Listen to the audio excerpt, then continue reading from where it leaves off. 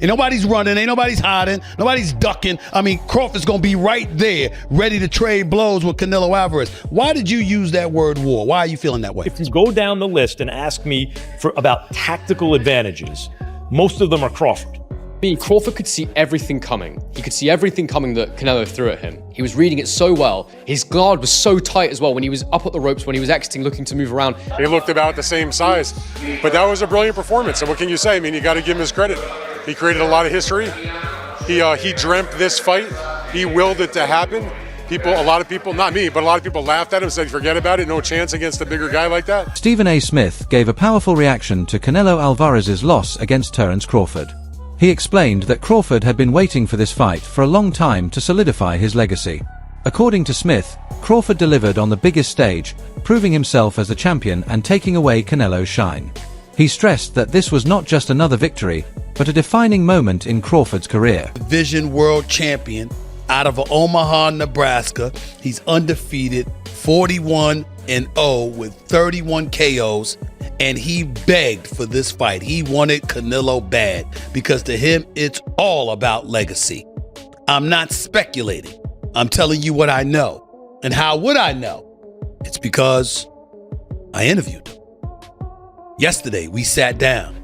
Here is my conversation with the one and only Terence Crawford challenging Saul Canelo Alvarez, moving up 2 weight divisions to do it. Max Kellerman also weighed in, agreeing that Terence Crawford's performance was both historic and career-defining. Breaking down Canelo Alvarez's loss, Kellerman explained that this was like moving up multiple weight classes and finally facing a dangerous opponent who drags you into a true dogfight for the first time in your career. He pointed out that fighters with real confidence don't shy away from size, speed, or power. They seek out the toughest opposition. Crawford, in Kellerman's view, embodied that fearless mindset, proving why for years no fighter dared to call him out. By embracing the challenge and conquering it, Crawford cemented his place among the sport's most respected champions. Having to jump up 2 more weight classes and fight a guy who might put him in a dogfight, a real one, for the first time in his career. When we get put in that position, we go find opposition to make that happen. You understand me? So when we go looking for the opposition, we're not concerned about how big they are, how fast they are, how strong they are. We feel like we got enough that we can bring to the table with anybody. That night I fought John Ruiz, I didn't care who was over there. Whoever they brought out that locker room was going to get it. You understand me? That's just what it was. And I think Bud kind of has that feeling.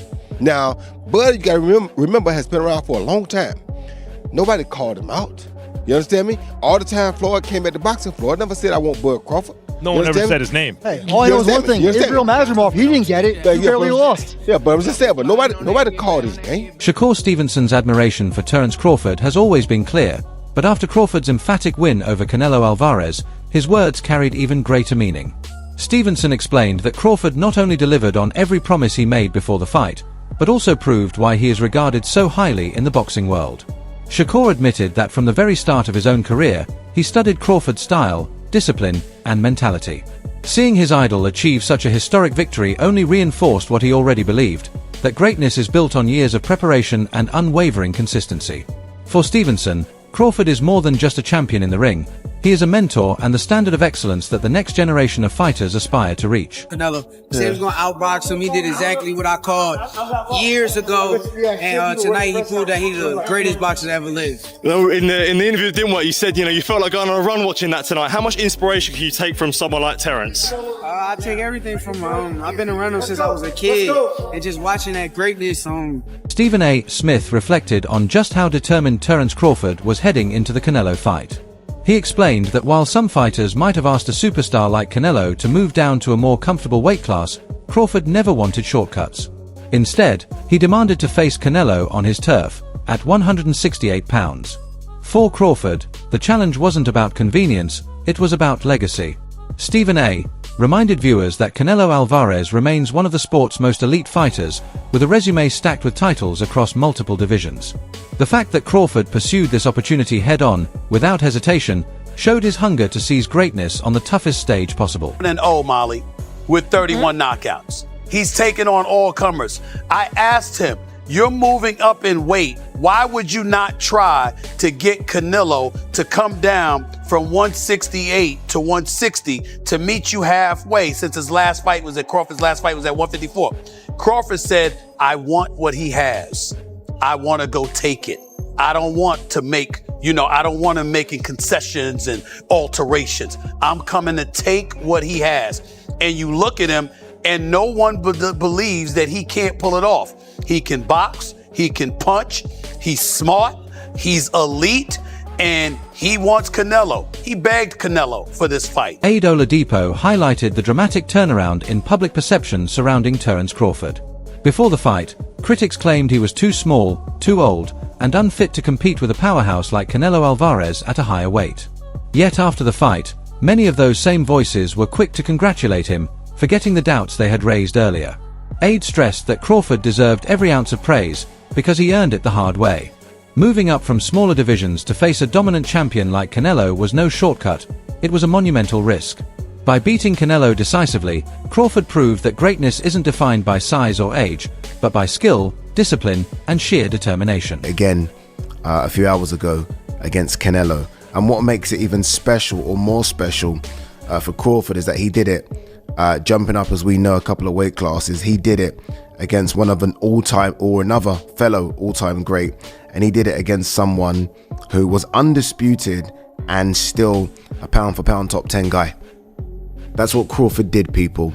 So, all those things people were saying in the lead up to this fight, Canelo's going to be too strong, Canelo's too experienced, Crawford's going to be 38, all that. You have to remember all of that when you give Crawford his flowers. Don't like, oh, well, Canelo looks old. No. I don't want to hear any of that. I've started to see a few people on Twitter start to kind of sort of find excuses already. No. Remember everything you said, because Crawford deserves all of that. All of that. Crawford was incredible. Honestly, in the pocket, he was at times showing Canelo, no, I'm stronger than you. I'm going to bully you. Oh, you think you're going to get me in the clinch because you're Mr. 168? No, look at the size of me. I'm jacked as well. I'm swole. And he was moving Canelo around. So by doing that, he got his respect. He didn't switch to orthodox once, stayed in the southpaw stance because he realized early, oh, Canelo don't like this. Canelo does not like this southpaw stance. Canelo's tripping over himself. I'm going to stay here. I'm not going to switch it. No, I like this work. I'm going to stay here. On the ropes, it's like, okay, come in. Because when you come in, I've got that as well. And I can hurt you as well. Spinning off the ropes. His jab was fantastic. They put up the jab numbers. He was out jabbing Canelo it was almost like 10-1. Maybe even 20-1. It was fantastic. And when he needed to land those power shots, he was landing those power shots. It was an incredible performance. Wade concept analyst offered an important perspective by shutting down the idea that Canelo's loss could simply be blamed on decline. He reminded fans that Crawford is actually older than Canelo, so age can't be used as an excuse. On top of that, Alvarez entered the fight with clear advantages: more weight, more power, and more experience at 168 pounds. And yet, despite those edges, Crawford still beat him. Wade emphasized that this wasn't about Canelo being past his prime, it was about Crawford rising to another level entirely. By dismantling the excuses, he made it clear that Crawford's win was authentic, legitimate, and truly historic. Tight, more fundamentally sound. While Canelo, even when he was able to get to range, which wasn't a lot, it wasn't often, he was having a hard time landing clean because everything was super wide and out here and to the body out there. And Crawford would either circle out to that same side, to Canelo's lead hand side. He would circle away because Canelo would step straight to Crawford and chase him and not necessarily cut him off. And even when he threw that hook, I was looking for the hook from Canelo right hand as he stepped through, right? Corral with the lead hand, bang the right hand because you're fighting a southpaw. So yeah, your jab may not be as effective in landing and managing distance and all those things, even though for Terence it kind of was. For Canelo, I was expecting a lot more of that right hand down the middle and over the top, and him jabbing his way, feint jab right hand, and then that lead hook that I thought he would be able to corral Crawford, because Crawford did want to move away from Canelo. He did. He wanted to move away from that power hand. Smart to do. Canelo never took that extra step to step outside of Crawford's lead foot. Again, that orthodox southpaw matchup. It's always going to be a battle of that lead foot.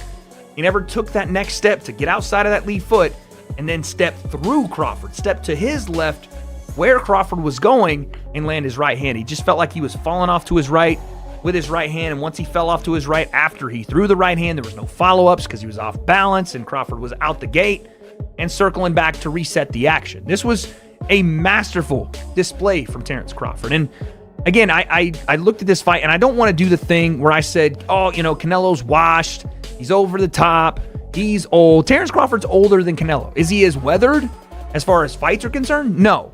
But you can only do one thing when talking about this fight, and that is give credit to Terence Crawford. If you want to say Canelo looked old, that's fine. That's on you. I'm not going to say. Former world champion Carl Froch broke down the key tactical shift that changed the fight. He explained that after the 6th and 7th rounds, Crawford recognized it was time to press forward and take greater command. His jab became the difference maker, disrupting Canelo's rhythm and forcing him onto the back foot. Froch praised Crawford's intelligence, noting that he adjusted at exactly the right moment, refusing to let the fight drift and instead seizing control with calculated aggression. Punches on the back foot, sort of dictating the pace. And then after about round 6 or 7, Canelo Alvarez knew, 1 second. I need a little freshener. Canelo knew he had to step on the gas. He knew he needed to put the fight on its front foot and take it to Terence Crawford and start to try and catch him and bang him on.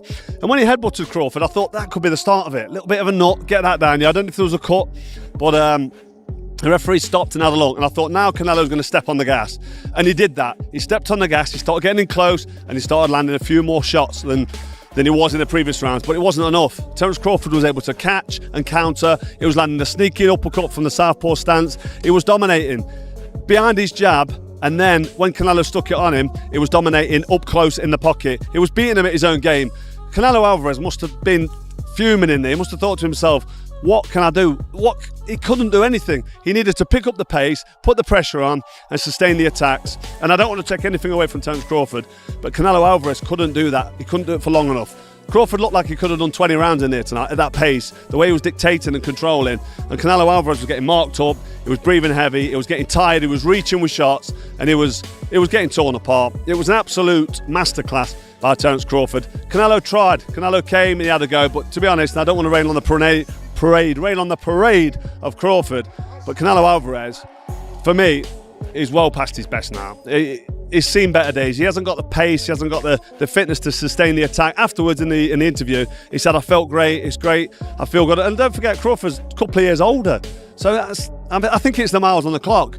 Canelo Alvarez had like 67 fights. I know Crawford's had a fair few fights, but he's about 20 fights behind him. So the miles on the clock have caught up with Canelo Alvarez. He's feeling the pace, he's feeling the age. Another boxing analyst emphasized that Terence Crawford's victory over Canelo Alvarez should be remembered as a true masterclass in ring intelligence.